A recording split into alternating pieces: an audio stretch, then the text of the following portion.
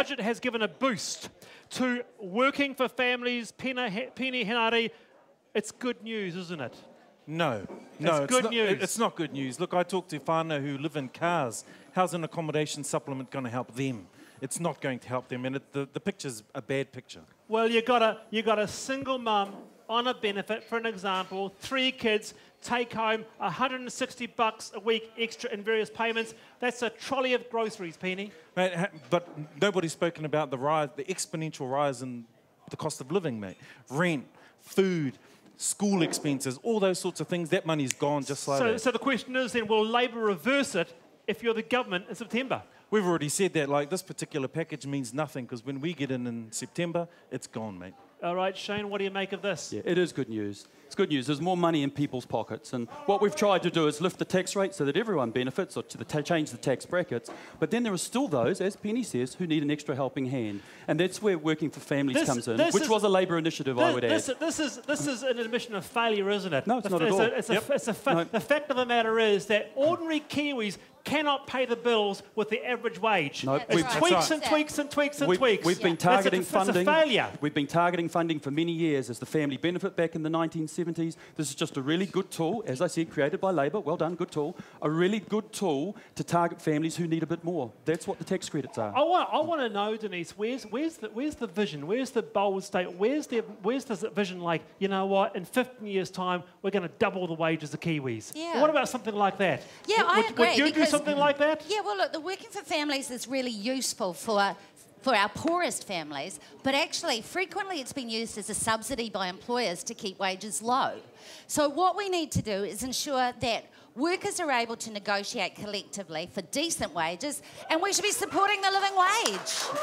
That means we need to be really getting behind our unions. Shane? Not a bad idea? No, disagree. Not financially sustainable, the living wage. Doesn't work. What? Disagree. We'd Why not? We'd rather do better and trade our way up, get good jobs with good careers. It's a much better way to do things than pitch to a living People wage. on the living wage pay taxes. It goes back to the government, for goodness sake. Denise, the Finance Minister Stephen Joy said it will benefit about 1.3 million families by an average of, what, $26 a week. So is that why the Greens supported it? We supported it because, in all good conscience, any assistance to our poorest families, we couldn't say no to. So, we hate those tax cuts for the rich. They're bloody awful. But actually, for the poorest people in our country, our families, we did have to say yes. Strong words, Penny, so why didn't you support it? Because just as those are strong words, we took a strong stance. We put a stake in the ground and said, look, that's just not good enough. It's tinkering on the edges. And you spoke about aspiration. Where is the aspiration in this budget? And that's what we'd support. All right, well, on the panel, the Labour and the Greens don't get on, but historic night, because just behind me, there's a memorandum of understanding a year on. Charlotte. Yes, it's really interesting, actually, to see all 4 of you together. I think you'll find that actually Penny and Denise were saying exactly the same thing. That the Working for Families had some positive, but the $1.9 billion in tax cuts wasn't positive. Yeah. And we absolutely agree on that. Awesome. Okay, so why are you all 4 here tonight? I mean, you're not on the panel. What's bringing you together? Anniversary drink. And a one year anniversary of our sort of not quite getting hitched. It's really we've been going steady for a year. Our memorandum of understanding. It's a paper anniversary. And so, in keeping with the paper anniversary, we've presented a rather naff homemade card. But it's been handcrafted and recycled. Yes. Excellent. So, do you guys, is this the first time that you've been out for a beer in the last year, or do you socialise quite a bit? We meet up and we drink a bit on a reasonably regular basis. And a really good conversation. It's been really good working with Labour over the last year. Fantastic, actually. And you guys, so you get on really well. Yep, nothing, people are talking today, but nothing to that? It's all good. So this is not the first beer that Andrew and I have shared, actually. Shortly after we signed the MOU a year ago, I took a case of beer around to his house and we sat around on a Sunday afternoon and chewed the fat and drank the beer. A case of beer? How many were you? No, it wasn't actually a case. Half a dozen, James. Let's just get this in perspective, please. And the ladies weren't there because we prefer whiskey. We didn't have KFC, if that's what you're asking. Oh, well done. Congratulations. And hopefully for you guys, it's another year. Oh, come on, give it. Government in September is what it is. Government in September. Here we go. Hey, hang on. Give us the Photoshop clink. Give us the clink all together. 3, 2, 1. Round of applause for these guys here. And look, the invitation goes out. If National and ACT want to have their cup of tea or a beer on backbenchers anytime, you are quite welcome, David and Bill, to come on down as well. They're quite welcome.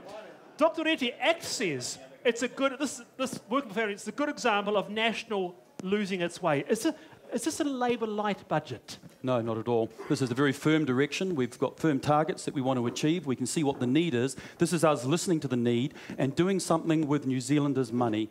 Doing something that they've said, look, we want to do better for those who are struggling, and so that's what we're doing. And no more living in cars? Well, we're still working on that. That's a hard problem, but it's certainly our goal, absolutely. I just want to jump into the audience, Charlotte, and see what people make of the budget, the working for families. Go to a couple of people. What do you think of the working for families? Doesn't worry me now. I've got no family. Oh, fair enough. They're all left the nest. You had a pretty lucky, like when you were bringing them up, though, did you? It was useful, yes. Yeah, absolutely. Yeah. But things have changed now. The cost of living's gone up. Yes, for them too. Yeah. We're still helping them out. The Parents' Bank, I think we call Parents' it. Bank. Yeah, absolutely. Yeah. What about you? What do you think of the working for families thing? Have you got a family? No. Think on that for a minute. That you know of? Well, that's the scary thought in itself. Oh dear. Will the accommodation supplement help you at all? I've got my mother who's been great.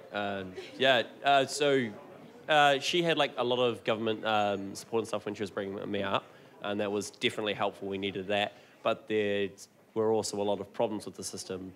I don't know enough about the current stuff to really comment, but any improvements on that, I'll be fully for.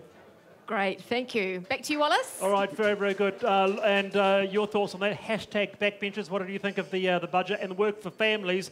But do stay with us. A very big issue next, and that is, does gender matter?